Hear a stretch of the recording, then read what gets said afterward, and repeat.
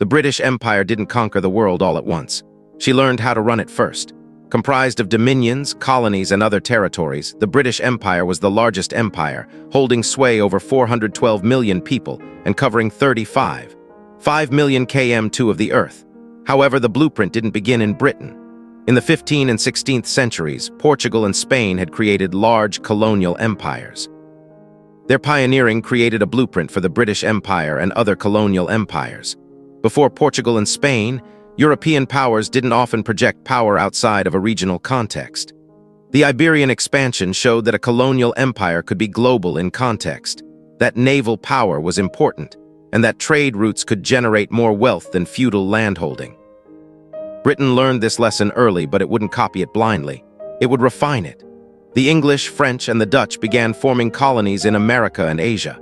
The Dutch were the first and created an empire based on trade and finance, but they were thin and relied on shipping lanes and credit over people and territory. The French Empire was more dangerous, with its empire stretching from the St. Lawrence River to the Mississippi River, keeping Britain to the Atlantic coastline. Britain went to war with France and the Dutch in the French and Indian Wars and the Anglo-Dutch Wars, and were left with the dominant position in the northern parts of America. It had gained Canada and controlled the eastern half of America, and the Dutch were out as strategic rivals. After the Battle of Plassey, the British conquered Mughal Bengal and became a major power in India. The American Independence War cost Britain her oldest colonies. She still retained control of what is now Canada and the West Indies. Then came India. After defeating France in the Great French War, Britain emerged as the foremost naval and imperial power of the 19th century. This ushered in the Pax Britannica. Her dominance of global trade and the oceans meant that she had an informal empire in East Asia and Latin America. Her ships moved most international cargo, was underwritten by British insurance, was financed by British banks, and British ports connected it. Any state dependent on commerce had to operate inside the British design system. This meant Britain had the ability to blockade, bully, or financially manipulate countries. In East Asia, Britain sought access and not annexation. The goal was to open ports, secure favorable trade terms, and protect British merchants. Britain advocated for treaty ports, extraterritorial legal privileges, naval presence, and commercial penetration. In Latin America, the newly independent countries operated in British trade networks. It financed the new republics, brought their raw materials, sold manufactured goods, and insured and shipped their exports.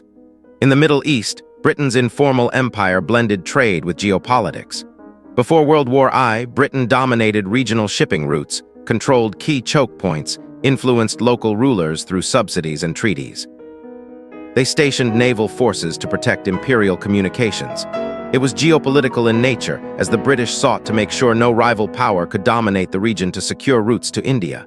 What followed wasn't retreat, but reinvention. The Great Game and the scramble for Africa also ensued. The Great Game was a long and tense strategic rivalry between the British Empire and the Russian Empire over Middle Asia, especially in regards to India. Britain's concern was that if Russia advanced into the south, then it would threaten India, the core of Britain's wealth.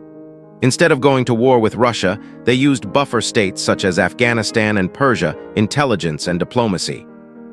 By the 1880s, Germany began to rise in strength, naval technology improved, Europeans were able to penetrate deeper into Africa, and there was competition for markets and resources.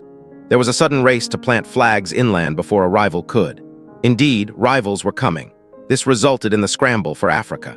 At the same time, Britain loosened its grip everywhere. During this time, Britain granted increasing degrees of autonomy to her white settler colonies. Canada, Australia, New Zealand, and South Africa became dominions. By the start of the 20th century, Germany and the United States began to challenge Britain's economic lead.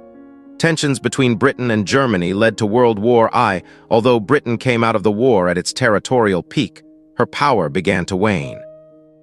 It seems that once systems stop serving their architects, they don't wait for permission to collapse. In World War II, her colonies in Asia were occupied by Japan.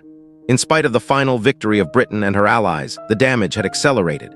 India achieved independence, with Pakistan separating from India, dealing a decisive blow to the British Empire.